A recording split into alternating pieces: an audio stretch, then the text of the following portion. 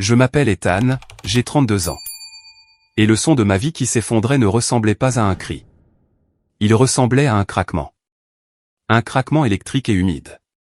Avant de vous raconter comment j'ai fini par acheter la propriété saisie de mes parents et les mettre à la porte, laissez-moi vous ramener au moment où j'ai réalisé que je n'avais pas de famille. J'avais des otages. Avant de commencer, dites-moi dans les commentaires d'où vous regardez. J'adore voir jusqu'où cette histoire voyage. Il était 14 h un mardi. L'air de mon appartement sentait l'ozone et le soda sucré bon marché. Je me tenais à l'entrée de ma chambre, la main figée sur la poignée de porte. Mon frère Lucas, 29 ans, mais perpétuellement bloqué dans un état d'esprit adolescent, se tenait au-dessus de mon bureau. Dans sa main, il tenait une batte de baseball en métal, un souvenir d'un match qu'il avait à peine regardé. Sur mon bureau, la tour de mon PC assemblée sur mesure, une machine pour laquelle j'avais économisé pendant 3 ans, gisait sur le côté. Le panneau en verre trempé était brisé. Une toile d'araignée de fissures obscurcissant les composants coûteux à l'intérieur. Mais ce n'était pas le pire. Du Mountain Dew vert fluo collant dégoulinait de la grille de ventilation supérieure, grésillant en touchant la carte mère. « Oups » dit Lucas. Il n'avait pas l'air désolé. Il avait l'air satisfait. Il a jeté la batte sur mon lit comme s'il venait de frapper un coup de circuit. Ça a glissé. Mes genoux sont devenus faibles. Ce n'était pas juste un ordinateur. À l'intérieur de ce disque dur se trouvait ma thèse de maîtrise en architecture paysagère, 6 mois de nuit blanche, des centaines de dessins KO complexes, les rendus 3D pour le concours Sterling, ma seule chance d'obtenir un emploi avec un vrai salaire, mon seul billet pour sortir de cette pauvreté étouffante. Pourquoi, ai-je murmuré. Ma voix semblait étrangère, comme si elle venait de sous l'eau. Lucas a haussé les épaules, s'essuyant les mains collantes sur son jean. Tu ne voulais pas me conduire au centre commercial. Je t'avais dit que j'avais un rendez-vous avec Chloé. Tu as dit que tu étais occupé. Eh bien, maintenant tu n'es plus occupé. Il a souri, un sourire froid et prédateur que j'avais vu 1000 fois en grandissant. J'ai avancé, mes bottes craquant sur les éclats de verre. J'ai tendu la main pour toucher le moniteur. Il était plié à un angle de 45 degrés. Mort. Tout était mort. Que se passe-t-il ici? La voix de ma mère est venue du couloir.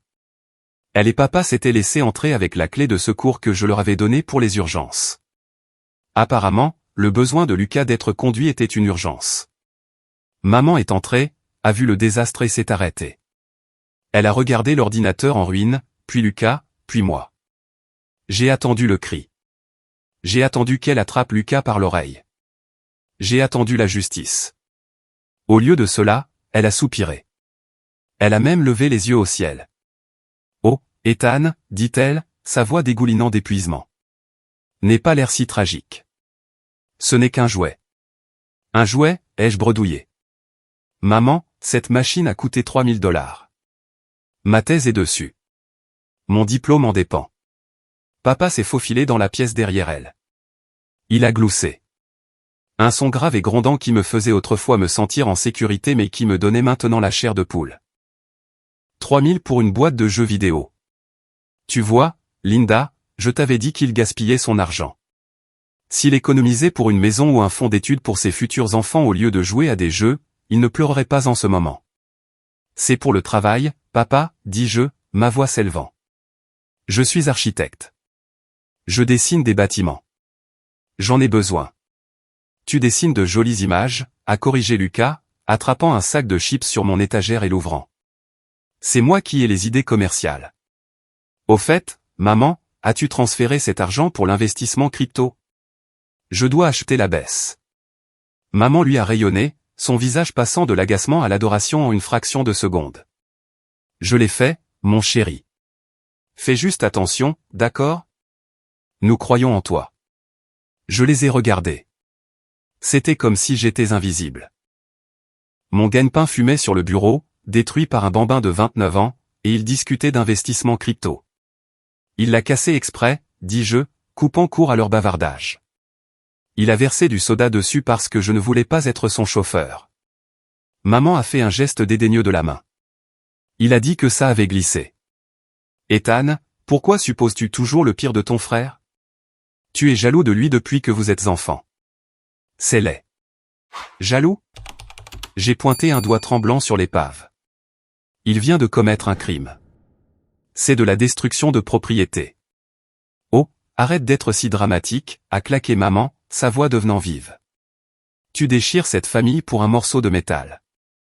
La famille passe avant tout, Ethan. Toujours. Papa m'a tapé lourdement sur l'épaule. C'était comme une pince. Écoute, on va t'acheter un cahier. Un joli cahier en papier. Peut-être que tu aurais dû imprimer tes devoirs comme les gens le faisaient avant. Ça forge le caractère. Lucas a reniflé, projetant des miettes de chips. Peut-être que la prochaine fois, tu n'agiras pas comme si tu étais le seul qui compte, mon frère. Quelque chose en moi a craqué, mais ce n'était pas un claquement fort. C'était silencieux. C'était le son d'un câble qui se coupe, coupant l'alimentation d'une machine. Je les ai regardés. Vraiment regardés. J'ai vu maman serrer son sac à main, les yeux uniquement pour Lucas. J'ai vu papa, gonflé d'ego, refusant de comprendre quoi que ce soit qui n'impliquait pas un travail manuel ou du sport. J'ai vu Lucas sourire d'un air suffisant, sûr de savoir qu'il pourrait brûler ma maison et qu'il me reprocherait d'avoir des rideaux inflammables. J'ai alors réalisé que je n'avais pas de parents. J'avais le fan club de Lucas, et j'étais juste le concierge qu'il gardait pour nettoyer les dégâts. La rage qui bouillait dans ma poitrine s'est soudainement refroidie en glace. Sortez, ai-je dit. La pièce est devenue silencieuse. Pardon? Maman avait l'air offensée. Nous sommes venus te rendre visite. Nous t'avons apporté. Enfin, nous allions t'apporter des lasagnes, mais nous les avons oubliées. Sortez, ai-je répété, ma voix stable, dépourvue d'émotion. Laissez ma clé sur le comptoir. Sortez de mon appartement. Maintenant, tu mets ta mère à la porte, papa s'est avancé, bombant le torse. Pour un ordinateur. Après tout ce que nous avons fait pour toi. Vous n'avez rien fait pour moi, dis-je en le regardant dans les yeux. Vous avez payé la voiture de Lucas. Vous avez payé ses 3 tentatives universitaires ratées. J'ai travaillé 3 emplois pour payer mes frais de scolarité. J'ai construit cet ordinateur avec l'argent que j'ai gagné en faisant la plonge. Et maintenant, il l'a détruit. Si vous ne partez pas dans 30 secondes, j'appelle la police et je porte plainte pour vandalisme. Le sourire de Lucas a vacillé. Tu ne le ferais pas maman, dis-lui qu'il ne le ferait pas, maman a regardé mon visage. Elle y a vu quelque chose qu'elle n'avait pas vu auparavant. Peut-être a-t-elle vu l'étranger que j'étais devenu. Bien, a-t-elle craché. Si tu veux choisir une machine plutôt que ta propre chair et ton propre sang, vas-y. Mais ne t'attends pas à ce que nous venions pleurer quand tu seras seul. Elle a claqué la clé sur le comptoir de la cuisine. Allez, Lucas. Ton frère fait une crise de nerfs. Ils sont sortis en traînant les pieds. Papa a marmonné quelque chose sur une génération ingrate. Lucas m'a jeté un dernier regard furieux, mais il y avait de la peur dedans. Bien. La porte a claqué. Le silence qui a suivi était assourdissant. Je me suis laissé tomber par terre, le dos contre le mur. L'odeur d'électronique brûlée était suffocante. J'ai mis ma tête dans mes mains. Je voulais crier. Je voulais frapper le mur, mais je n'en avais pas l'énergie. Ma thèse était à rendre dans 7 jours. Mon disque de sauvegarde était. Attends. Je me suis mis à genoux en vitesse. J'ai rampé sous le bureau, écartant les câbles collants. J'avais une sécurité. J'avais toujours une sécurité. Une petite clé USB robuste que je gardais attachée avec du velcro sous le cadre du bureau, à l'abri des regards. Mes mains tremblaient alors que je la cherchais. Du plastique. Du plastique frais et dur. Je l'ai arraché du velcro. Elle était sèche. Dieu merci. Mais alors, en la tenant dans ma paume, j'ai vu autre chose sous le bureau. Un bout de papier froissé. Ce n'était pas à moi. C'était un reçu. Je l'ai lissé. C'était un reçu de prêteur sur gage de Downtown Golden Pond. Daté d'hier. Article, disque dur externe Western Digital 4 Teraoctets. Prêteur, Lucas Miller. Mon sang s'est glacé. Ce n'était pas n'importe quel disque dur. C'était ma sauvegarde principale. Celle que je gardais dans le tiroir. Il n'a pas seulement fracassé mon ordinateur aujourd'hui. Il avait volé ma sauvegarde hier. L'accident n'était pas un accident. Il a cassé le PC pour cacher le fait que le disque de sauvegarde manquait. Il avait besoin d'argent, probablement pour son arnaque crypto ou ses jeux d'argent. Et il a vendu mon travail pour. J'ai regardé le reçu, 40 $. Il a vendu mon avenir pour 40 $. Je suis resté assis là, par terre, tenant le reçu dans une main et la clé USB cachée dans l'autre. Les larmes ont finalement piqué mes yeux, mais ce n'étaient pas des larmes de tristesse. C'étaient des larmes de clarté. D'accord, ai-je murmuré à la pièce vide. Tu veux la guerre? Faisons la guerre. Je n'ai pas dormi cette nuit-là.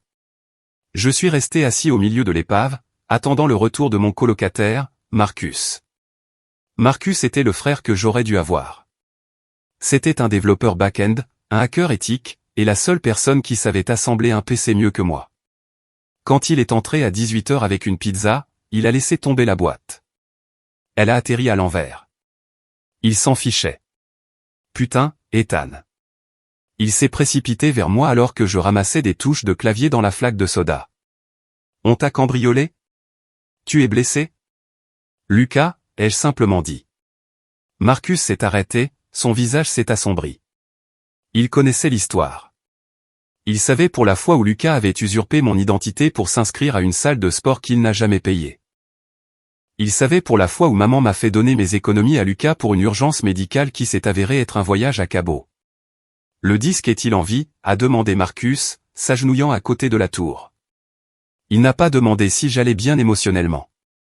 Il connaissait la priorité. Le SSD M2 est peut-être bon, dis-je, ma voix rauque, mais la carte mère est grillée. La carte graphique est morte. J'ai ça. J'ai montré la clé USB secrète, mais elle n'a pas été synchronisée depuis 48 heures. J'ai fait le rendu final hier soir.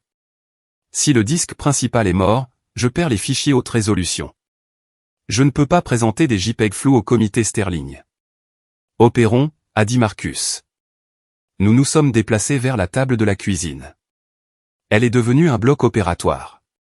Marcus a sorti sa trousse à outils, des bracelets antistatiques, des tournevis de précision, un lecteur de disques spécialisé. Alors que le bourdonnement de l'ordinateur portable de Marcus remplissait la pièce, tentant d'établir une connexion avec mon SSD imbibé de soda, mon esprit a dérivé. C'est drôle comment fonctionne le traumatisme. Il ne vous frappe pas d'un coup. Il vient par vagues de souvenirs. J'avais de nouveau 12 ans. J'étais assis à la table de la cuisine en train de dessiner. J'avais remporté le concours d'art junior de l'État. Premier prix, un ruban bleu et un ensemble de crayons fusains professionnels. Je rayonnais. Lucas, alors âgé de 9 ans, est entré. Il a vu le ruban. Il a vu maman me sourire. Il a commencé à hurler, pas à pleurer, à hurler. Il s'est jeté par terre, donnant des coups de pied et se débattant jusqu'à ce que son visage devienne violet. Je veux un ruban. Pourquoi Ethan a-t-il un ruban? C'est moi le spécial. Maman m'a regardé. Son sourire a disparu. Ethan, donne-lui le ruban. Mais je l'ai gagné, dis-je, le serrant contre ma poitrine. Ethan, ne sois pas égoïste. Papa a grogné depuis le canapé. Ton frère est sensible. Tu es fort. Tu n'as pas besoin d'un bout de tissu pour savoir que tu es bon. Donne-le-lui. Je le lui ai donné. Lucas a cessé de pleurer instantanément. Il a pris le ruban, l'a regardé, et 5 minutes plus tard, je l'ai trouvé dans la poubelle, coupé en morceaux avec des ciseaux de sécurité. Il ne voulait pas le ruban, a dit Marcus, me ramenant au présent. Il regardait une barre de progression sur son écran. Il ne voulait juste pas que tu l'aies. Quoi? J'ai cligné des yeux. Le disque, a dit Marcus. Je contourne le contrôleur. Il est en train de lire, mais Ethan, regarde les journaux. Je me suis penché. L'écran était rempli de lignes de code. Ici, a pointé Marcus. Journal des événements système. 13 h aujourd'hui. 1 heure avant l'accident. L'utilisateur admin a initié une copie de fichier vers un périphérique USB Kingston. Dossier consulté, document en thèse soumission-bas final, document en personnel et déclaration-bas impôt, document en scan passeport. Mon estomac s'est noué. Je n'étais pas à la maison à 13 h. J'étais en train de faire les courses. Lucas l'était, a dit sombrement Marcus. Il n'a pas seulement fracassé ton ordinateur pour cacher le disque mis en gage. Il s'est connecté d'abord. Il a copié tes données personnelles. Ethan, pourquoi ton frère a-t-il besoin d'un scan de ton passeport? J'ai senti une sueur froide perler sur mon cou. Je ne sais pas, nous devons vérifier ton crédit, a dit Marcus. Tout de suite. J'ai un bon crédit, ai-je argumenté. Je paie mes prêts étudiants. Je suis prudent. Vérifie. Nous nous sommes connectés au site de surveillance du crédit. La roue qui tournait sur l'écran ressemblait à un nœud coulant qui se resserrait. Score, 420. Mauvais. C'est une erreur, ai-je murmuré. C'était 750 le mois dernier. Nous avons fait défiler vers le bas. Dette en cours, 58 000 $. Ma vision s'est brouillée. J'ai attrapé le bord de la table. 58 000 compte 1, prêt sur salaire quick cash, 5 000 $. Statut, défaut. Compte 2, aide étudiante privée plus, 20 000 $. Statut, en retard. Compte 3, financement automobile luxe, 33 000 $. Statut, actif. Il a acheté une voiture, a dit Marcus, sa voix basse et dangereuse. Il a acheté une voiture à ton nom. J'ai regardé l'écran. Les dates remontaient à 6 mois. Il y a 6 mois, j'avais rendu visite à mes parents pour Thanksgiving. J'avais laissé mon portefeuille dans ma veste dans le couloir. Lucas a dû prendre des photos de ma carte d'identité, de ma carte de sécurité sociale. Il a volé ma vie, dis-je. Et mes parents. Ils savent, a dit Marcus. Non. J'ai secoué la tête. Ils le gâtent. Mais ils ne le laisseraient pas commettre des crimes contre moi. Ethan. Marcus a tourné son ordinateur portable vers moi. Regarde l'adresse du cosignataire sur le prêt automobile. Cosignataire, Robert Miller. Adresse, 1402 Oak Street. Mon père. Mon père avait cosigné le prêt. Il savait que Lucas utilisait mon nom comme emprunteur principal et il a donné son accord. Papa avait aidé Lucas à me charger d'une dette de 30 000 $ pour que Lucas puisse conduire une. J'ai vérifié les détails du véhicule. Une Dodge Challenger. J'ai eu l'impression que j'allais vomir. Toutes ces fois où papa m'a dit d'économiser de l'argent. Toutes ces fois où maman m'a dit que j'étais trop concentré sur ma carrière. Il me distrayait pendant qu'il cannibalisait mon avenir financier pour nourrir leur enfant prodige. Mon téléphone a vibré. C'était le professeur Holloway. Ethan, je n'ai pas reçu tes fichiers préliminaires pour la répétition. Tu as 3 jours. Le comité est strict. Si tu n'es pas prêt, ne te donne même pas la peine de venir. J'ai regardé l'ordinateur détruit. J'ai regardé la dette de 58 000 $. J'ai regardé l'horodatage des fichiers volés. Je pourrais me recroqueviller et mourir. Ce serait facile. Je pourrais déclarer faillite, abandonner le programme et travailler chez Starbucks pour le reste de ma vie. Mes parents seraient probablement heureux. Ils diraient, vous voyez, Ethan n'est pas si spécial après tout. Marcus. Je me suis levé. Mes jambes tremblaient, mais mes mains étaient des poings. Pouvons-nous récupérer les fichiers de la thèse? La thèse? Oui. Le moteur de rendu? Non.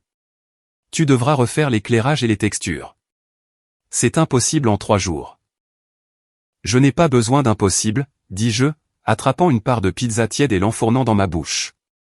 Je n'avais pas mangé un vrai repas depuis 4 jours. J'ai besoin d'un poste de travail. Puis-je utiliser le tien? Il est configuré pour le codage, pas pour le rendu 3D, mais oui, ce sera lent. Je travaillerai la nuit, dis-je. J'irai au laboratoire de l'université pendant la journée. Je ne dormirai pas, et la dette, a demandé Marcus. L'usurpation d'identité. J'ai de nouveau regardé le rapport de crédit. Un plan se formait dans mon esprit. Un plan architectural froid. Tout comme pour la conception d'un bâtiment, il faut poser les fondations avant de monter les murs. Je ne vais pas appeler la police pour l'instant, ai-je dit. Marcus m'a regardé comme si j'étais fou. Mec, tu as besoin d'un avocat. Tu dois déposer une plainte à la police pour geler tout ça. Si j'appelle la police maintenant, maman me culpabilisera pour que j'abandonne les charges avant que l'encre ne soit sèche. Elle dira que c'est un malentendu familial. Papa dira qu'il a mélangé les papiers. Ils me manipuleront jusqu'à ce que je pense que j'ai signé le prêt moi-même dans mon sommeil. J'ai ramassé le reçu du prêteur sur gage. J'ai besoin qu'ils l'admettent, dis-je. J'ai besoin d'une preuve indéniable. J'ai besoin de les attraper quand ils se sentent en sécurité, quand ils rient. Alors, quel est le plan? Première partie, finir la thèse, gagner le poste chez Sterling, obtenir le salaire. Deuxième partie, les réduire en cendres. Les 72 heures suivantes ont été un tourbillon de caféine, de gouttes pour les yeux et d'écrans lumineux. Je vivais pratiquement dans le laboratoire informatique de l'université. Je sentais le café rassis et le désespoir. Pendant que mes camarades de classe peaufinaient leurs discours, je reconstruisais tout mon projet à partir de zéro. J'ai dû retexturer chaque surface de mon projet d'oasis urbaine, chaque brin d'herbe, chaque reflet dans les vitres. Mais pendant que ma main droite cliquait sur la souris, ma main gauche envoyait des SMS à Tante Sarah. Tante Sarah était la sœur cadette de maman, le mouton noir avant que je ne prenne le titre. Elle buvait trop de chardonnay et avait la langue bien pendue, surtout quand elle se plaignait de la vie parfaite de ma mère. Moi, salut, Tante Sarah. Question bizarre. Maman a-t-elle mentionné un fonds d'études pour moi? Je remplis des formulaires. Sarah, 20 minutes plus tard, oh, mon chéri. Tu es au courant? J'ai dit à Linda qu'elle devrait te le dire. Mon cœur battait à tout rompre. Moi, me dire quoi? Sarah, ta grand-mère vous a laissé, à toi et à Lucas, 20 000 $ chacun pour vos études à sa mort. Ta mère a dit qu'elle le gérait pour toi. Le gérer? Je n'ai jamais vu un centime. J'ai contracté des prêts étudiants avec 6% d'intérêt pendant que ma mère était assise sur 20 000 $ de mon héritage. Moi, l'a-t-elle dépensé? Sarah, eh bien, tu sais, Lucas a eu ce problème avec le site de jeu l'année dernière et les frais d'avocat pour cette conduite en état d'ivresse. Linda a dit que tu étais intelligent, que tu obtiendrais des bourses. Elle a dit que Lucas avait besoin d'un filet de sécurité. Un filet de sécurité. Ils ont utilisé mon héritage pour payer les avocats de Lucas quand il a conduit en état d'ivresse. Et ils ne me l'ont même pas dit. J'ai fait une capture d'écran des SMS. Preuve numéro 1. Je suis retourné sur le site de design en freelance. Marcus avait trouvé celui dans l'historique de navigation de Lucas. J'ai trouvé le profil Lucas Designer. Il était actif. J'ai parcouru le portfolio. C'était mon portfolio. Mes croquis de première année, mon rendu d'un pont de deuxième année, même un logo que j'avais conçu pour la boulangerie d'un ami. Lucas vendait mon travail comme le sien. Il avait des critiques 4 étoiles. Excellent travail, très rapide, disait un client. Attendez, disait une autre critique récente. Ce design ressemble exactement à un projet présenté dans Architecture Digest le mois dernier. Est-ce original? Lucas a répondu, oui, ils m'ont copié. J'ai ri. Un rire sec et sans humour. Il était si délirant qu'il croyait à ses propres mensonges. J'ai téléchargé tout l'historique du profil. Preuve numéro 2. Puis est venue la partie la plus difficile, la banque. J'ai pris une heure de pause du laboratoire et je me suis rendu à la succursale locale de la banque où se trouvait le prêt automobile luxe. J'ai porté mon meilleur blazer par-dessus mon t-shirt pour avoir l'air professionnel. J'aimerais contester une signature, ai-je dit à la directrice de la succursale, une femme sévère nommée Madame Higgins. Monsieur Miller, en regardant le dossier ici, ce prêt a été notarié, dit-elle en regardant par-dessus ses lunettes. Notarié. J'ai froncé les sourcils. Je n'étais pas là. Il est dit ici, attesté par Linda Miller, notaire public. Ma mère. Ma mère était notaire. Sa commission avait expiré depuis des années, mais elle avait toujours le tampon. Elle avait notarié une signature falsifiée. Ce n'était pas seulement de la fraude. C'était un abus de fonction, un crime. Puis-je avoir une copie de ce document, ai-je demandé, en gardant ma voix stable. Je peux l'imprimer pour vos dossiers. Oui. Quand elle m'a tendu le papier, j'ai regardé la signature. C'était une tentative tremblante de mon autographe. Ça ne ressemblait en rien au mien. Et juste à côté, le tampon, Linda Miller, notaire public. Je suis sorti de la banque avec le papier qui me brûlait la poche. Preuve numéro 3. J'en avais assez pour les envoyer tous en prison. Maman pour fraude notariale. Papa pour complicité de fraude. Lucas pour usurpation d'identité et vol qualifié. Mais j'avais besoin d'une dernière chose. J'avais besoin qu'il confirme le mobile. J'avais besoin de savoir pourquoi il me détestait tant. Le vendredi est arrivé, jour de la soutenance de thèse. Je me tenais dans l'auditorium. Mon costume flottait sur moi car je n'avais pas mangé un vrai repas depuis 4 jours. Mes yeux étaient rouges. Le professeur Holloway était assis au premier rang, les bras croisés. À côté de lui se trouvait M. Sterling, le PDG de Sterling & Partners, l'homme qui pouvait changer ma vie. Commencez, a dit Holloway. Je n'ai pas regardé mes notes. J'ai regardé l'écran où ma vidéo rendue a commencé à jouer. L'oasis urbaine a pris vie. Les arbres se balançaient dans le vent. La lumière du soleil filtrait à travers la verrière. C'était magnifique. C'était mieux que l'original. La rage m'avait donné de la concentration. J'ai parlé pendant 20 minutes. J'ai parlé de la façon dont l'architecture ne concerne pas seulement les bâtiments. Il s'agit de créer des espaces sûrs, des espaces où les gens ne peuvent pas être blessés, des espaces qui vous protègent. Quand j'ai eu fini, il y a eu un silence. Monsieur Sterling s'est penché en avant. L'éclairage de l'atrium. Comment avez-vous atteint cet équilibre? J'ai calculé l'angle solaire pour le solstice d'hiver, ai-je dit. Je voulais que la lumière atteigne les niveaux du sous-sol, pour que personne ne soit laissé dans le noir. Sterling a souri. Impressionnant. La plupart des étudiants se concentrent sur le penthouse. Vous vous êtes concentré sur les fondations. J'ai eu un A et j'ai eu l'offre d'emploi. Commencez lundi, a dit Sterling en me serrant la main. Associé junior. Le salaire commence à 85 000 $ plus les avantages. 85 000 $. C'était plus d'argent que mon père n'en avait jamais gagné en un an. Je suis sorti de l'auditorium et j'ai appelé ma mère. Allô, a-t-elle répondu, l'air agacé. Maman, dis-je, prenant ma meilleure voix de vaincu. J'ai terminé la présentation. C'est bien, mon chéri. As-tu réussi? De justesse. Écoute, je suis désolé pour l'autre jour. J'étais stressé. Je t'ai dit, dit-elle, sa voix s'adoucissant dans ce ton écœurant de douceur qu'elle utilisait quand elle gagnait. Tu es toujours si tendu. Nous te pardonnons, Ethan. Nous sommes une famille. Je veux me racheter, ai-je menti. Je viens pour le dîner d'anniversaire de Lucas ce soir. J'ai un cadeau. Oh, c'est merveilleux. Papa sera si heureux. Nous mangeons du steak. Ne sois pas en retard. J'ai raccroché. J'ai vérifié ma poche. Le petit enregistreur vocal numérique que j'avais acheté au magasin d'espionnage était complètement chargé. Il était temps d'entrer dans la fosse aux lions.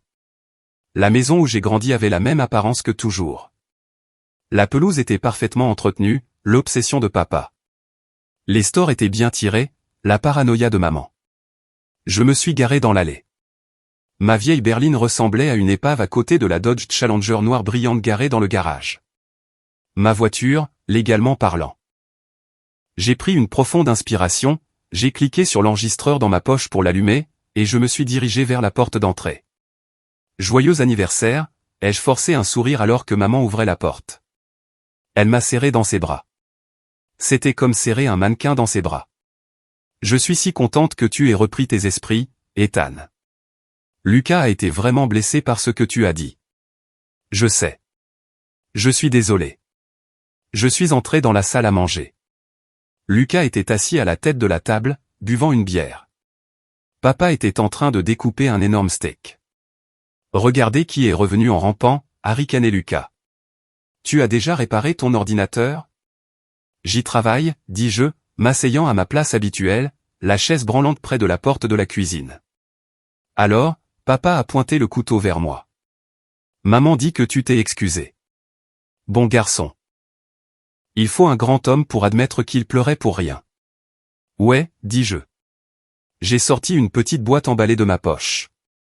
Tiens, Lucas. Joyeux 30 ans. Lucas l'a déchiré. C'était un portefeuille en cuir. Bon marché, de chez Walmart. Il l'a regardé avec dédain. Un portefeuille? Sérieusement, il est vide. Je suis fauché, Lucas, dis-je en me penchant. C'était l'appât. En fait, c'est de ça que je voulais parler. La réparation de l'ordinateur me coûte une fortune, et je n'arrête pas de recevoir des appels de recouvreurs de dettes. Savez-vous quelque chose à ce sujet? La pièce est devenue silencieuse. Papa a arrêté de découper. Maman s'est figée avec le saladier. Lucas a ri nerveusement. Des recouvreurs de dettes? Probablement des appels de spam. J'en reçois tout le temps. Ils ont mentionné une voiture, ai-je insisté. Une Dodge Challenger. Belle voiture devant, au fait. À quel nom est-elle? C'est la mienne, a claqué Lucas. Je l'ai achetée avec mes gains en crypto. Vraiment? J'ai regardé papa. Parce que la banque dit que tu l'as co-signée, papa. Mais le nom principal est Ethan Miller. Papa a claqué le couteau. Écoute-moi bien, mon garçon. Nous avons fait ce que nous devions faire. Lucas avait besoin d'une voiture pour son image. Tu sais à quel point les apparences sont importantes dans les affaires. Ton crédit était là, inutilisé. Alors vous l'admettez, ai-je demandé, en gardant ma voix calme. Vous avez utilisé mon nom? Nous ne l'avons pas utilisé, est intervenue maman, versant rapidement du vin. Nous l'avons emprunté. Nous sommes une famille, Ethan. Ce qui est à toi est à nous. Quand Lucas réussira, il remboursera le prêt. Tu ne le remarqueras même pas, et les 20 000 $ de grand-mère, ai-je demandé. Maman a laissé tomber la bouteille de vin. Elle ne s'est pas cassée. Mais du vin rouge a éclaboussé la nappe blanche comme du sang. Qui t'a dit ça, a-t-elle sifflé. Sarah, cette sorcière ivre. Vous avez dépensé mon héritage pour ces avocats pour conduite en état d'ivresse. Il aurait pu aller en prison, a crié maman, les larmes apparaissant instantanément dans ses yeux. Mon bébé aurait pu aller en prison. Tu étais en sécurité à l'université, obtenant de bonnes notes. Il avait besoin d'aide. Pourquoi es-tu si égoïste? Pourquoi comptes-tu chaque centime? Parce que c'est mon argent. C'est notre argent, a rugi papa en se levant. Je t'ai élevé. Je t'ai nourri. Tu nous dois tout. Si nous devons utiliser ton nom pour aider ton frère à se lancer, c'est notre droit en tant que parents. Et si je vais à la police, ai-je demandé doucement. Lucas a ri. Tu ne le feras pas. Tu n'as pas le courage. De plus, qui vont-ils croire? Toi ou maman, la notaire, et papa, le contremaître syndical respecté. C'est ta parole contre la nôtre. Et nous avons les papiers, n'est-ce pas? Dis-je. Je me suis levé. Vous avez les papiers. Où vas-tu? A demandé maman. Assieds-toi. Mange ton steak. Je n'ai pas faim, dis-je. J'avais juste besoin de vous entendre le dire. Dire quoi? A froncé les sourcils Lucas. Que je ne suis qu'un atout pour vous, pas un fils. Oh, arrête le drame, a agité la main maman. Assieds-toi, Ethan. Ne gâche pas l'anniversaire. Au revoir, maman. Au revoir, papa. Profite de la voiture, Lucas. Tant que tu le peux. Je suis sorti. Je n'ai pas regardé en arrière. Je suis monté dans ma voiture, j'ai conduit 2 pâtés de maison et je me suis arrêté. Mes mains tremblaient si fort que je ne pouvais pas tenir le volant. J'ai sorti l'enregistreur de ma poche. J'ai appuyé sur stop, puis sur play. C'est notre argent. Je t'ai élevé. C'est notre droit en tant que parents. C'est ta parole contre la nôtre. Clair comme de l'eau de roche. Admissible au tribunal.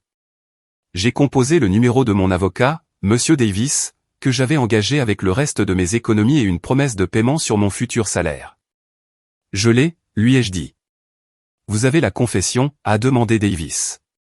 Tout, la fraude, le vol, la coercition. D'accord, a dit Davis. Nous pouvons déposer une plainte à la police demain. Mais Ethan, tu sais, une fois que nous aurons fait ça, il n'y aura pas de retour en arrière. Ce n'est pas juste un procès. C'est une bombe nucléaire.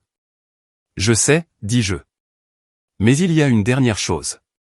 Le chalet au bord du lac. Qu'est-ce qu'il y a avec ça? Mon grand-père a laissé un chalet au bord du lac. C'est le seul endroit où je me suis jamais senti heureux.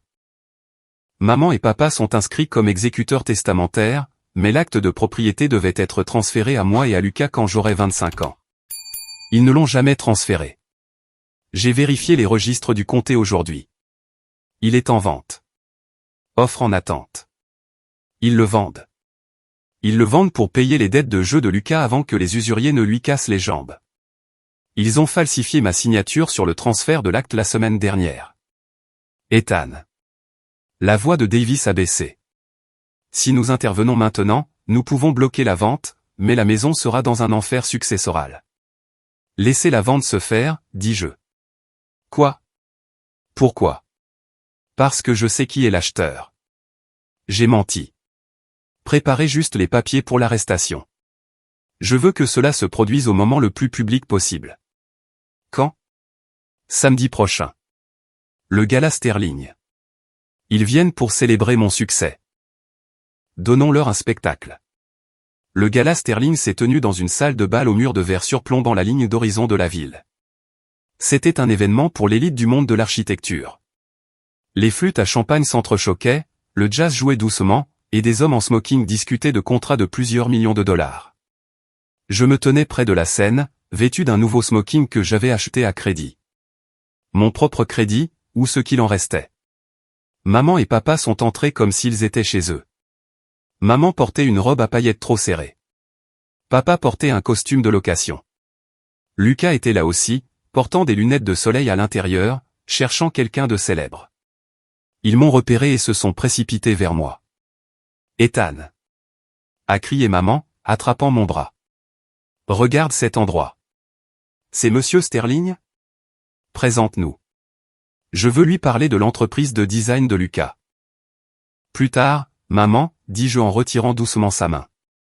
Et, joli costume, a piqué Lucas sur mon revers. Tu l'as emprunté au placard de l'entreprise. Quelque chose comme ça, ai-je souri. Monsieur Sterling a pris le micro sur la scène. Mesdames et messieurs, merci d'être venus. Ce soir, nous honorons le 109, l'avenir de notre cabinet. J'aimerais inviter notre plus jeune associé, Ethan Miller, à dire quelques mots sur son projet gagnant. Applaudissements. J'ai monté les marches. Le projecteur m'a frappé. J'ai regardé la foule en bas. J'ai vu mes parents rayonner. Ils n'étaient pas fiers de moi. Ils étaient fiers de l'accès que je leur offrais. Ils calculaient déjà comment monétiser cela. Ethan a eu une promotion. Cela signifie qu'il peut co-signer un prêt plus important. J'ai ajusté le micro. Merci, Monsieur Sterling, dis-je. Ma voix a résonné dans la salle. L'architecture, c'est une question de structure. Il s'agit de s'assurer que les fondations peuvent supporter le poids du bâtiment. Si les fondations sont pourries, la maison s'effondre. J'ai fait signe aux techniciens à l'arrière. J'aimerais remercier ma famille qui est ici ce soir. Je leur ai fait un geste. Le projecteur s'est tourné vers maman, papa et Lucas. Ils ont salué, profitant de l'attention. Ils m'ont tout appris sur l'intégrité structurelle, ai-je poursuivi. Spécifiquement, ce qui se passe quand on vole les matériaux des fondations pour décorer le penthouse. Le sourire de maman a légèrement vacillé. Mon frère Lucas, dis-je. S'il te plaît, lève-toi. Lucas s'est levé, confus, mais souriant. Lucas est un entrepreneur si dévoué qu'il a créé une entreprise en utilisant mon portfolio, dis-je. Et il a acheté une Dodge Challenger toute neuve pour célébrer. Sur l'écran géant derrière moi, au lieu de mes dessins de bâtiments, un document est apparu. C'était le contrat de prêt automobile luxe, zoomé sur la signature. La foule a murmuré. Attendez, ce n'est pas juste, a dit papa à voix haute, se levant.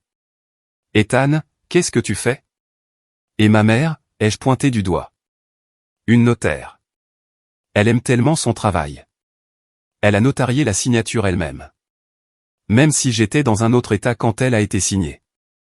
L'écran a changé. Le faux notarié est apparu. Ethan, a crié maman. Arrête ça. Tu es ivre. Et mon père, dis-je, ma voix devenant dure comme l'acier, qui a co-signé un prêt pour un enfant qui n'a jamais travaillé un jour de sa vie, en utilisant le crédit du fils qui a travaillé 3 emplois. L'audio a été diffusé par les haut-parleurs, l'enregistrement du dîner. C'est notre argent. Nous avons fait ce que nous devions faire. C'est ta parole contre la nôtre. La salle est devenue mortellement silencieuse. Monsieur Sterling avait l'air choqué. Les serveurs ont cessé de bouger. Vous avez dit que c'était votre parole contre la mienne, ai-je dit au trio stupéfait sous les projecteurs. Alors j'ai décidé d'amener d'autres mots dans la conversation. J'ai regardé vers l'entrée arrière. 2 policiers en uniforme et un détective en costume sont entrés. Lucas les a vus. Il est devenu pâle. Il a pris la fuite. Il a en fait essayé de courir vers la sortie de la cuisine. Attrapez-le, a crié quelqu'un. Les gardes de sécurité ont intercepté Lucas avant qu'il ne fasse 10 pieds. Il s'est débattu, renversant un plateau de champagne. Lâchez-moi. Mon frère est fou. Il ment, a crié Lucas alors que les officiers lui passaient les menottes. Le détective s'est approché de mes parents. Robert Miller, Linda Miller, vous êtes en état d'arrestation pour fraude, falsification et complot en vue de commettre une usurpation d'identité. Non. Maman a attrapé les revers de papa. Nous sommes de bonnes personnes. C'est une erreur. Ethan, dis-leur. Dis-leur que c'est une blague. Elle m'a regardé sur la scène. Ses yeux étaient grands de terreur. Elle ne regardait plus un fils. Elle regardait un juge. Je me suis penché une dernière fois dans le micro. Ce n'est pas une blague, maman. Ce sont des conséquences. Tu m'as toujours dit d'économiser pour l'avenir. Eh bien, j'espère que tu as économisé pour la caution. Papa a essayé de se jeter sur la scène. Traître. Je vais te tuer. Espèce de petit ingrat. L'officier a plaqué papa contre une table, lui passant les menottes. C'était le chaos, des lumières clignotantes, des cris, l'éclatement de l'image de famille parfaite qu'ils avaient tant essayé de maintenir. Monsieur Sterling s'est approché de moi. Je pensais qu'il allait me virer pour avoir causé une scène. Il a posé une main sur mon épaule. Je suis désolé que tu aies dû traverser ça, mon fils. C'était la chose la plus courageuse que j'ai jamais vue. Je les ai regardés traîner Lucas dehors. Il pleurait maintenant, sanglotant comme l'enfant qu'il avait toujours été. Maman, aide-moi. Mais maman ne pouvait pas l'aider. On lui lisait ses droits Miranda. J'ai pris une profonde inspiration. Pour la première fois de ma vie, l'air ne sentait pas l'ozone ou le soda bon marché. Il sentait la liberté. Le lendemain matin, j'avais 47 appels manqués. Pas de mes parents. Ils étaient en cellule de détention, leur téléphone confisqué. Des tantes, oncles, cousins, des gens que je n'avais pas vus depuis des années. Oncle Bob, Ethan, comment as-tu pu? Ta mère est en prison. Retire les accusations. Cousine Jenny, Lucas dit que tu l'as piégée. C'est maléfique. Je n'ai pas répondu. Je les ai tous bloqués un par un. Supprimés. Bloqués. Supprimés. Bloqués. C'était thérapeutique. Je suis allé au poste de police pour faire ma déclaration officielle. Je les ai vus dans la zone de détention. Ils avaient l'air petits sans leur maison, sans leurs prétentions. Ce n'étaient que 2 vieux amers et un homme-enfant effrayé. Le détective m'a laissé leur parler à travers la vitre. Ethan. Maman a pressé sa main contre la vitre. Elle avait l'air d'avoir vieilli de 10 ans en une nuit. Pas de maquillage, les cheveux en désordre, portant une combinaison grise qui la décolorait. S'il te plaît, la caution est fixée à $100 000. Nous n'avons pas ce genre d'argent. Nous allons perdre la maison. Vous avez déjà perdu la maison, dis-je calmement. La banque saisit la maison principale parce que vous avez contracté une 2e hypothèque pour payer les pertes de Lucas en crypto. J'ai vu les papiers dans le dossier de découverte. Nous pouvons arranger ça, a dit papa, sa voix rauque mais tremblante. Il avait l'air vaincu, l'assurance disparue. Dis-leur simplement que tu nous as donné la permission.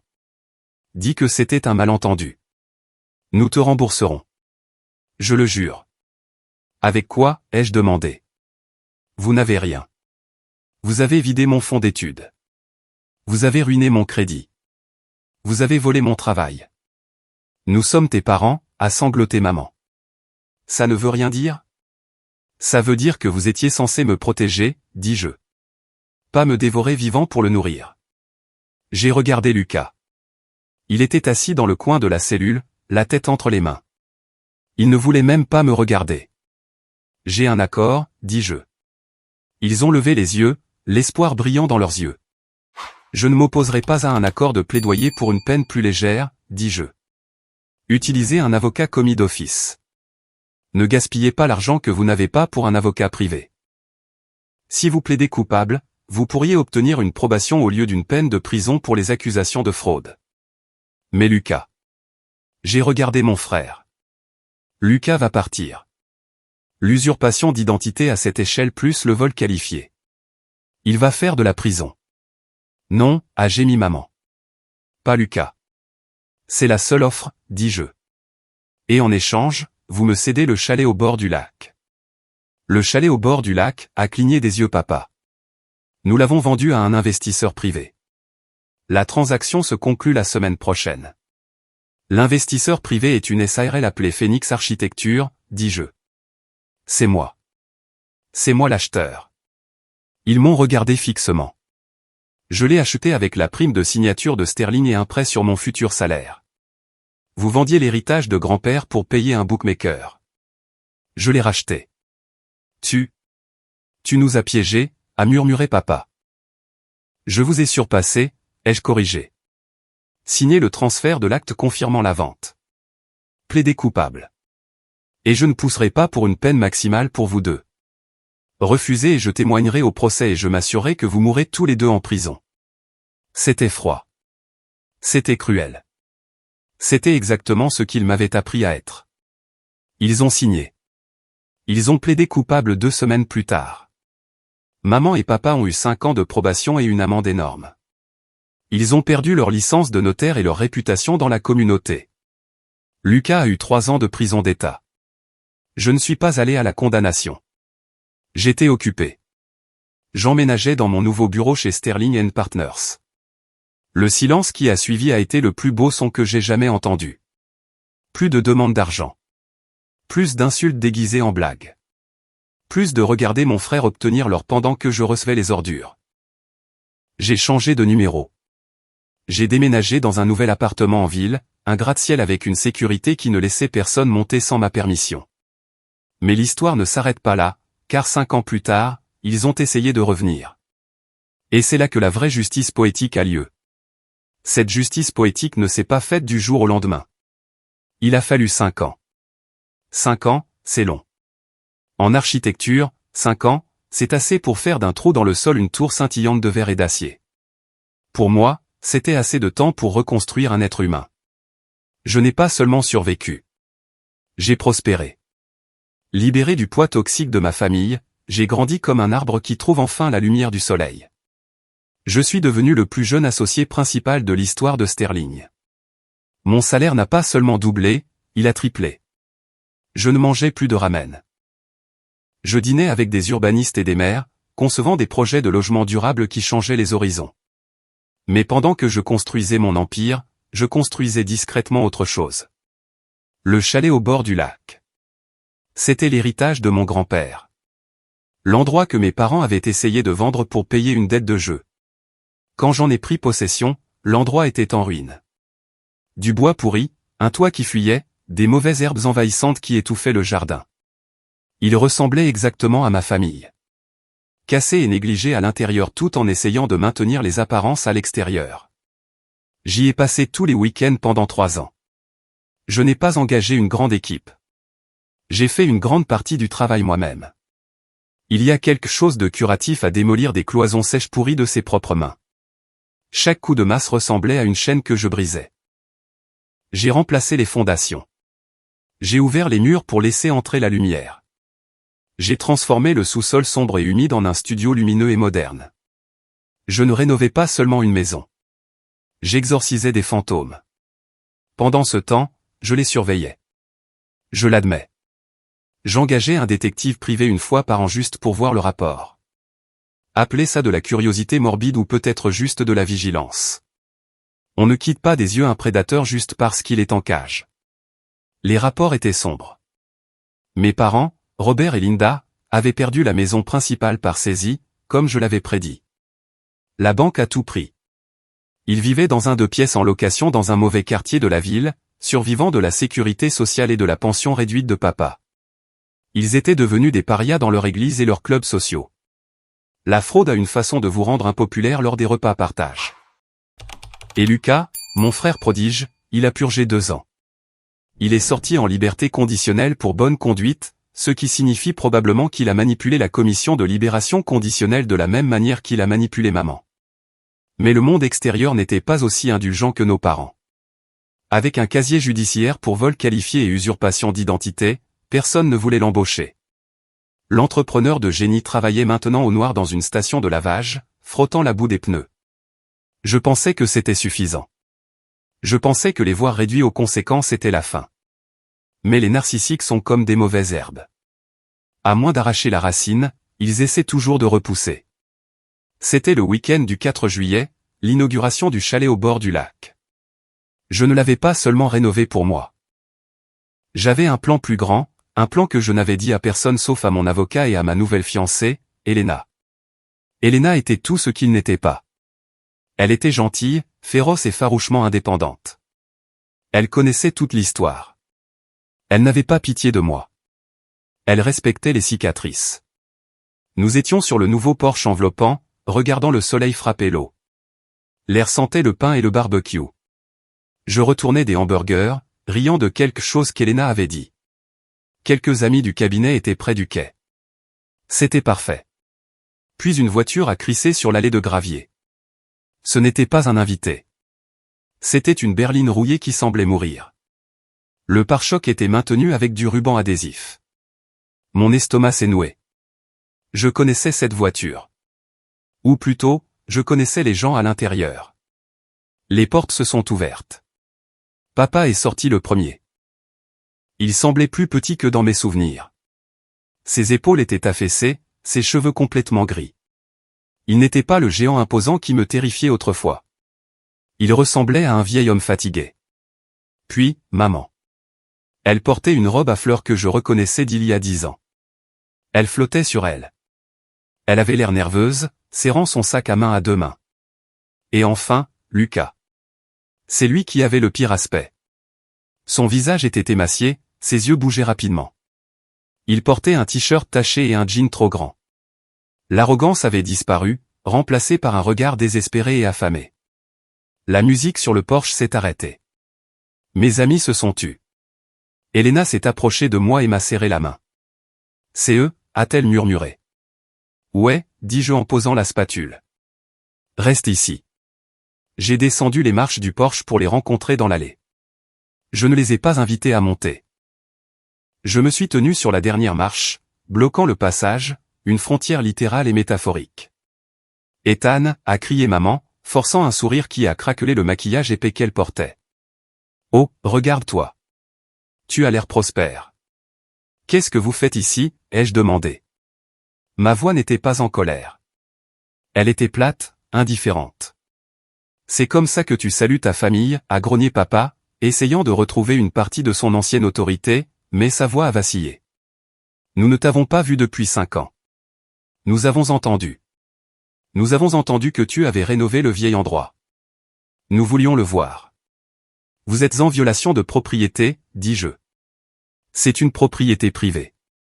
C'est la maison de grand-père, a pris la parole Lucas, sa voix rauque. Elle appartient à la famille. Elle appartient à Phoenix Architecture LLC, ai-je corrigé. Ce qui est moi. Et vous n'êtes pas de la famille. Vous êtes les personnes qui ont essayé de vendre cet endroit pour payer un bookmaker.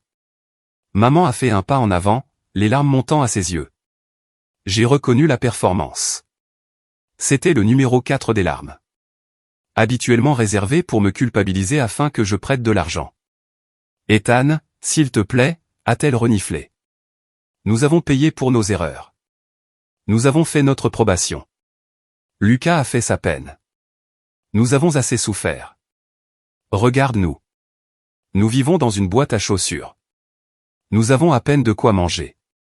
Cela ressemble à un problème de budget, dis-je, reprenant les mots que papa me disait quand j'avais besoin d'argent pour des manuels. Nous te pardonnons, a dit papa. J'ai cligné des yeux. Pardon? Nous te pardonnons, a dit papa, bombant légèrement le torse. De nous avoir envoyés en prison, de nous avoir humiliés. Nous avons réalisé que la famille est plus importante que les rancunes. Nous sommes prêts à mettre le passé derrière nous. Nous sommes prêts à redevenir une famille. J'ai failli rire. L'audace était à couper le souffle. Ils se tenaient sur ma propriété, démunis à cause de leurs propres crimes, et ils m'offraient leur pardon.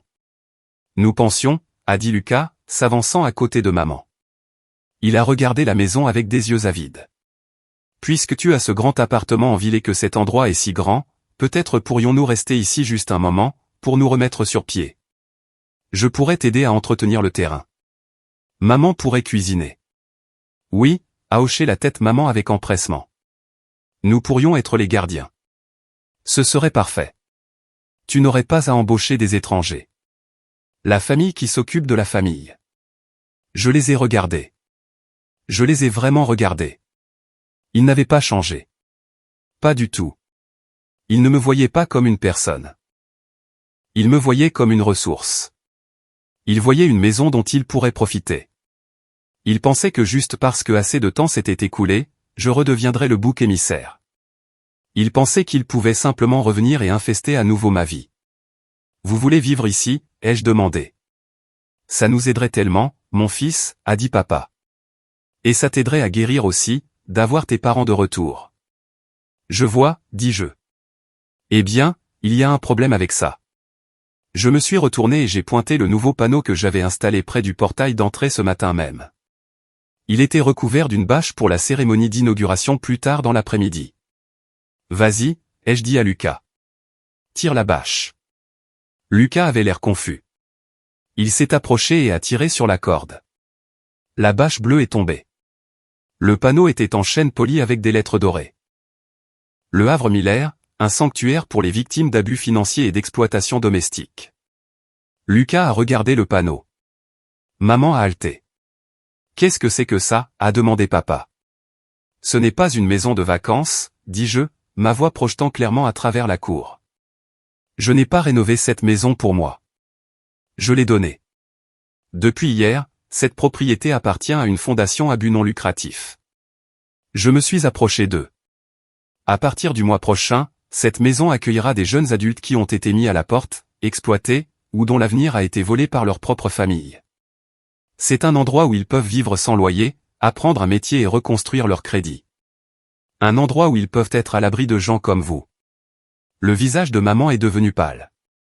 Tu l'as donné? La maison de grand-père. À des étrangers? Ce ne sont pas des étrangers, dis-je. C'est ma famille. Parce que la famille, ce n'est pas le sang, maman. La famille, ce sont les gens qui te soutiennent. Vous n'êtes pas ma famille. Vous êtes juste ma biologie. Tu es fou, a craché Lucas, ses poings se serrant. Tu donnerais une maison d'1 million de dollars à la charité juste pour nous contrarier, alors que nous n'avons rien. Je ne l'ai pas fait pour vous contrarier, Lucas, dis-je calmement. Je l'ai fait pour que la prochaine fois qu'un enfant se fasse fracasser son ordinateur portable par un frère jaloux ou que son fonds d'études soit volé par une mère narcissique, il ait un endroit où aller. J'ai construit le filet de sécurité que vous m'avez volé. Le silence sur l'allée était lourd. Les oiseaux chantaient. Les vagues clapotaient contre le quai. Mais à l'intérieur de ce cercle de 4 personnes, l'air était mort. Maintenant, ai-je pointé la route, quitté ma propriété avant que j'appelle la police. Et cette fois, je ne demanderai pas de plaidoyer de marchandage. Ils n'ont pas crié cette fois. Ils n'ont pas combattu. Ils se sont juste dégonflés. La réalité les a frappés comme un coup physique. Il n'y avait pas d'héritage à venir. Il n'y avait pas de rédemption pour l'enfant prodige. Il n'y avait pas d'atterrissage en douceur fourni par le fils qu'ils avaient maltraité. Papa a regardé la maison une dernière fois. Une maison qu'il a autrefois possédée. Une maison qu'il a perdue. Une maison qui était maintenant une forteresse contre des hommes comme lui. Il a craché par terre, mais c'était un geste faible. Il s'est retourné et a traîné les pieds jusqu'à la voiture rouillée. Maman m'a regardé une seconde. J'ai cru qu'elle pourrait s'excuser. Vraiment cette fois. Tu es un homme cruel, Ethan, a-t-elle murmuré. Dieu te jugera. Je compte dessus, ai-je répondu. Lucas n'a rien dit. Il m'a juste regardé avec une haine pure et sans mélange. C'était le regard d'un parasite qui réalise que l'hôte a enfin développé un système immunitaire. Ils sont montés dans la voiture. Le moteur a toussé, craché, et a finalement démarré avec un nuage de fumée noire. Ils ont reculé de l'allée, les pneus crissant sur le gravier, et sont partis. Je les ai regardés partir jusqu'à ce que la voiture ne soit plus qu'un point à l'horizon. J'ai senti la main d'Elena sur mon épaule. « Ça va ?» a-t-elle demandé doucement. J'ai pris une profonde inspiration. J'ai vérifié mon pouls. Il était régulier. Mes mains ne tremblaient pas. Il n'y avait pas de peur, pas de culpabilité, pas de décil persistant. Je ne vais pas bien. Je lui ai souri et c'était un vrai sourire. Je suis libre. Nous sommes remontés sur le porche. Mes amis ont applaudi. Nous avons dévoilé le panneau correctement. Nous avons fait sauter le champagne. Cette nuit-là, après que tout le monde soit parti, je me suis assis au bout du quai. Mes jambes pendaient au-dessus de l'eau. La lune se reflétait sur le lac, créant un chemin de lumière. J'ai pensé au gamin de 22 ans pleurant sur un ordinateur cassé. J'ai pensé au jour où j'ai eu faim pour pouvoir acheter des matériaux pour mes modèles. J'ai pensé à la terreur pure de me tenir sur cette scène au gala, tout exposant. Ça en valait la peine. Chaque seconde de douleur était les frais de scolarité que j'ai payés pour cette vie. J'ai sorti mon téléphone. J'avais une dernière chose à faire. J'ai ouvert la liste de contacts. Maman, papa, Lucas. Je ne les ai pas seulement bloqués. J'ai entièrement supprimé les numéros. Il n'y avait plus besoin de les garder. C'étaient des personnages d'un chapitre que j'avais fini d'écrire. J'ai regardé la maison derrière moi. Les lumières étaient chaudes et accueillantes. Dans quelques semaines, 5 jeunes emménageraient ici. 5 jeunes avec des histoires comme la mienne. Je leur apprendrai le dessin technique. Elena leur apprendrait à équilibrer un chéquier. Nous leur montrerions qu'ils n'étaient pas brisés. Ils étaient juste en construction. Je me suis levé et j'ai épousseté mon pantalon. L'avenir attendait. Et pour la première fois de ma vie, je ne le construisais pas sur du sable. Je le construisais sur du roc.